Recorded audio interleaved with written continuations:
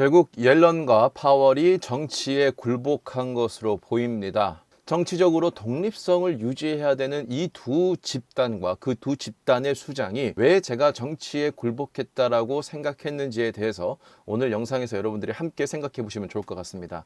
물론 이건 어디까지나 제 개인적인 의견이기 때문에 여러분들이 참고만 해보시면 좋을 것 같습니다. 지난주 금요일 미국의 고용지표가 발표가 있었죠. FOMC 직후에 발표가 있었는데 시장의 예상치가 약 24만 가까이 됐었는데 실제로는 17만 5천 명 정도로 아주 데이터보다 낮게 나왔습니다. 우리가 놀라운 점은요, 이 직전에는 아주 잠깐씩은 빼고 고용을 계속 좋게 유지를 해왔었거든요. 특히나 직전에는 2분기 가까이 고용이 굉장히 예측치보다 높게 나왔어요. 그래서 미국이 항상 얘기했던 게 미국의 고용은 튼튼하다, 우리의 경제는 현재 견고하다, 이런 얘기를 계속 했었단 말이죠. 그런데 왜 하필 지금 이렇게 고용 수치가 낮게 나왔는가? 자, 이 부분에 대해서 우리가 생각해 봐야 될 부분이 있는데요. 자, 이번에 아주 공교롭게도 시장이 예상한 바는 24만 정도였습니다. 전문가들의 예상 수치가 24만 가까이 됐었는데, 왜냐하면 민간 부분이 24.3만에서 16.7만으로 줄일 것은 어느 정도 데이터가 나왔거든요. 그런데 정부의 고용은 특별한 이슈가 있지 않은 크게 변화가 없습니다. 그런데 이번에 정부 부분의 고용이 무려 한 달 만에 9분의 1로 줄었습니다. 7.2만에서 8천 명밖에 되지 않는 아주 초라한 수치가 나왔습니다. 왜 이렇게 정부는 갑작스럽게 4월 달에 정부 고용을 9분의 1로 급격하게 줄였는가? 제가 지난번 영상에서도 말씀을 드렸죠. 이번 4월 말에 재무부 보고서에 따르면 한 달에 고용은 20만 명을 늘려야 된다라고 얘기를 했습니다. 원래 이게 코로나 전에는 평균이 10만 정도였거든요. 그런데 이게 재무부도 이민 효과가 있기 때문에 이제 한 달에 고용이 20만 명은 돼야 된다. 미국의 이중 책무에서 물가와 그리고 최대 고용, 이 두 가지가 있는데 최근에 파월의 발언도 보면 이 고용을 굉장히 중시했었죠. 자, 그런데 이 고용이 중요한데 물가는 이제 어느 정도 잡았고 계속적으로 내려올 것이라고 얘기했고 고용이 중요하거든요. 근데 만약에 고용이 평균치가 10만, 기준치가 10만이 됐다라고 하면 지금 17만, 20몇만, 30만 나오는 것은 이미 최대 고용을 달성을 했다라고 볼 수가 있습니다. 그런데 지금 어떻게 나왔죠? 급격하게 낮게 나왔어요. 17만이 나왔습니다. 근데 아이러니하게도 그 직전에 재무부에서 제넷 옐런이 이것은 20만 명은 늘어야 된다라고 기준치를 다시 설정을 했어요. 그러면 이거 지금 뭐죠? 20만 밑으로 내려가는 거예요. 이건 미국이 금리 인상을 할 필요도 없고 오히려 금리를 인하할 수 있을 만한 명분을 준 것이거든요. 이건 굉장히 큰 거죠. 자, 그래서 파월도 직전 FOMC에서 뭐라고 했죠?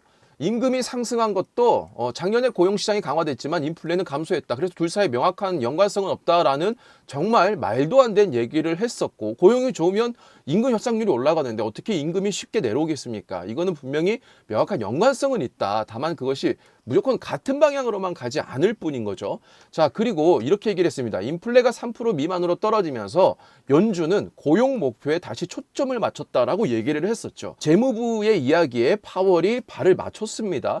그럼 고용에 초점을 맞췄는데, 야, 하필 그 타이밍에 미국 정부가 고용을 급격하게 9분의 1로 줄였네요. 그러면 연준은 이 고용을 다시 살리기 위해서 초점을 맞춰야 되는 것 아닙니까? 너무나 타이밍이 공교롭죠. 게다가 파월은 지난번 FOMC에서 이제 QT에 대한 속도 조절, 그러니까 양적 긴축에 대한 속도 조절을 논의를 하겠다라고 얘기를 했는데, 이게 지금 뭐 논의해서 곧 나옵니다 이런 분위기도 아니었거든요. 그런데 그게 45일 뒤에 열리는 이 FOMC에서 이미 결과까지 나온 거예요. 연준은 어떤 중요한 행사를 할 때 이렇게 단기간에 결정을 짓고 바로 발표를 하지 않거든요. 그런데 이번에는 이 QT 속도 조절을 6월부터 하겠다. 그래서 600억 달러에서 50억 달러로 줄이겠다라고 발표를 했습니다. 이거는 시중에 돈을 빨아들이던 것을 줄이겠다니까 어떻게 보면 유사양적 완화라고도 볼 수가 있는 거죠. 자, 그러면 옐런은 가만히 있느냐? 그렇지 않습니다.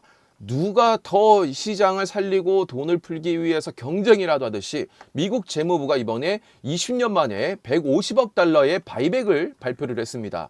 이 바이백이라는 건 간단합니다. 미국 재무부가 시중에 만들어 놓은 이 채권을 다시금 자기들이 흡수하는 거예요. 자, 그래서 이번에 흡수하는 채권도 뭐냐면 중장기 국채를 시장에서 사들인다라고 합니다. 왜 중장기 국채죠? 장기 국채 금리가 최근에 많이 치솟아 올랐었잖아요. 자, 그래서 10년물 국채 금리를 보면은 최근에 24년도에 들어서 계속적으로 올라오다가 최근에 5% 가까이 오르려고 하는 굉장히 위험한 모습을 보였거든요.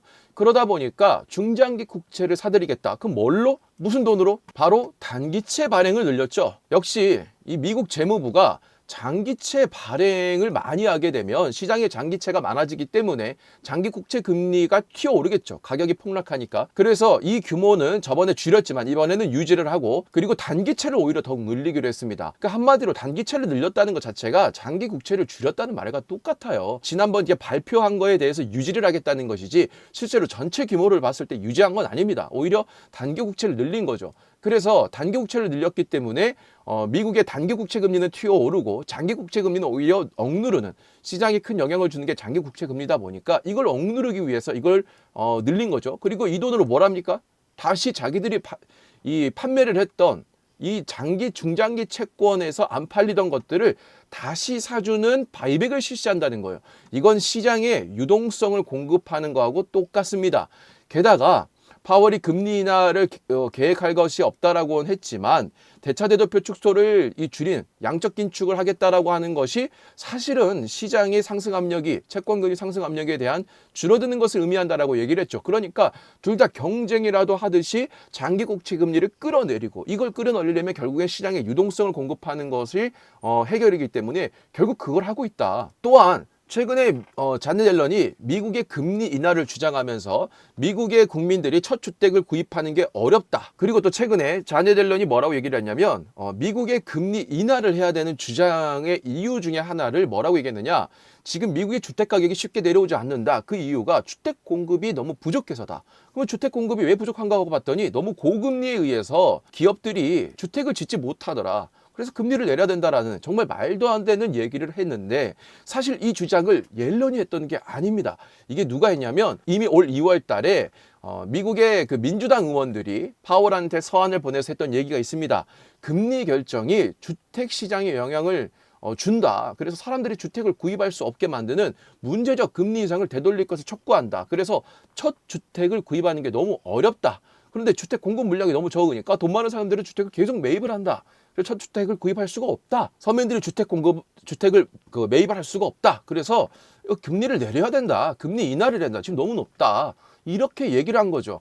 상품 물가도 잡았고 서비스 물가도 뭐 그렇게 높아지지 않으니까 이제 주택 가격만 내려오면 되는데, 이게 안 내려온 이유가 바로 이것 때문이다. 이 얘기를 민주당 의원들이 했거든요.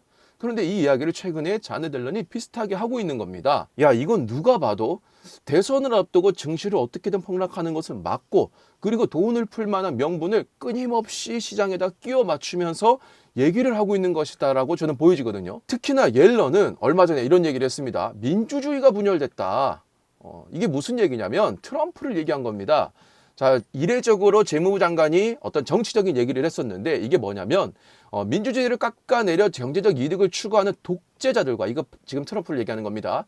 그들 변론가들의 주장은 근본적으로 잘못됐다. 이 변론가들이 누구냐면 2021년 1월 6일 정말 역사상 유례 없었던 미국의 이 폭도들에 의해서 의사당이 습격당했던 그 사건. 자, 이게 바로 이 사람들을 얘기하는 겁니다. 거짓된 주장에 의해 선동된 폭로가가 의사당을 습격했다. 그래서 그런 일이 있으면 안 된다. 그리고 여기서 거짓된 주장에 선동한 사람이 누굽니까? 요 독재자 트럼프를 얘기하는 것이죠. 그래서 민주주의가 분열됐기 때문에 그런 일이 있어서는 안 된다라고 조금은 정치적인 이야기를 좀 했었습니다. 근데 이렇게 얘기한 사람이 반대로 지금 바이든이 재선에 성공할 수 있는 가장 이상적인 환경을 만들어주고 있다는 거죠. 그래서 이게 정말 독립된 어떤 행동을 하고 있느냐? 그 부분은 조금 저는 개인적으로는 정말 아니다라고 생각을 합니다. 이렇게 주장을 하지만, 그래서 이것 때문에 시장에서 일각에서는 트럼프 당선을 막기 위해서 옐런과 파월이 이 바이든을 선택한 것이 아니냐, 이런 얘기까지 나오는 이유가 이런 정치적 행동, 그리고 어떤 독립성이 훼손된 행동들 때문이 아닌가라는 생각을 좀 해봅니다. 자, 뭐가 됐든 지난번 영상에서 제가 지속적으로 말씀을 드리지만 지금 5월, 6월에는 엄청난 폭락이 있을 확률이 높지 않고 있어봐야 조정 정도다.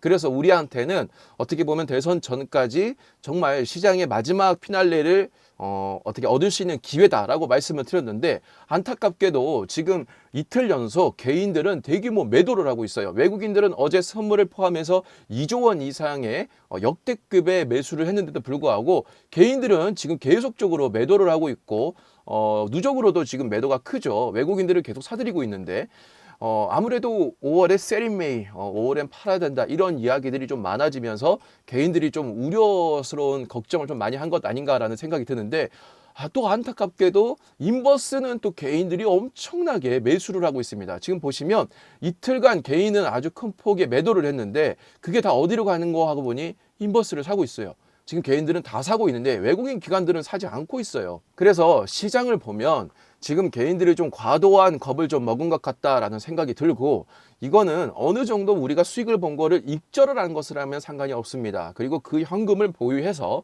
시장이 좀 눌렸을 때 오히려 우리가 공격적으로 매수를 할 수 있는, 제가 여러분들한테 누차 말씀을 드리지만 기대감과 실적이 같이 공존할 수 있는, 최근에 분위기를 보면 반도체 AI가 다시금 좀 살아나고 있거든요. 왜냐하면 금리 인하 기대감이 한 달 만에 후퇴를 해버렸잖아요. 그렇기 때문에 이들이 다시 살아나오고 있고, 또 그 외에 기대감과 실적이 같이 나타날 수 있는 업종들, 이 업종들을 우리가 저가에 좀 살 수 있는 기회로 잡아야 되는데, 반대 포지션을 취하고 있다라고 하면은 그것은 조금 위험할 수도 있겠다.